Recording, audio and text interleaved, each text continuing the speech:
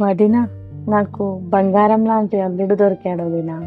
అవునా వదినా, దేవుడికి స్తోత్రం. నా కూతురికి జ్వరం వస్తే నా అల్లుడు అంట్లు తోముతాడు, అన్నం తినిపిస్తాడు, టాబ్లెట్ వేస్తాడు, బట్టలు కూడా ఉతుకుతాడు. నా అల్లుడు బంగారం. నీ కూతురు అదృష్టమంతురాలు వదినా. కానీ నా కొడుకే దరిద్రుడు వదిన. అయ్యో, అంత మాట అన్నారేంటి వదినా? వాడు భార్య కొంగు పట్టుకొని తిరుగుతాడు. మగాడంటే భార్యని గ్రిప్లో పెట్టుకోవాలి. వీడు భార్య చెప్పిన పని చేస్తాడు. వీడికి ఎంత చెప్పినా అర్థమే కాదు. అలాగా?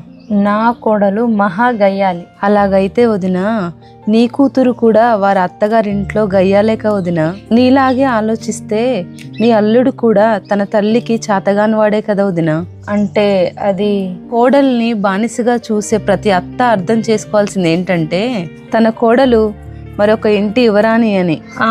అంటే అది కాదు వదిన. అవన్నీ చెప్పకండి వదినా. ఒకనాడు మీ అత్తని ఎలా చూడాలనుకున్నారో మీరు మీ కోడల్ని అలా ట్రీట్ చేయండి వదినా. అంతకు మించి మీ కోడలికి మీరు ఇవ్వగలిగిన బహుమానం ఏమీ లేదు వదినా. అర్థమైంది వదిన. Thank you so much. నా కళ్ళు తెరిపించారు.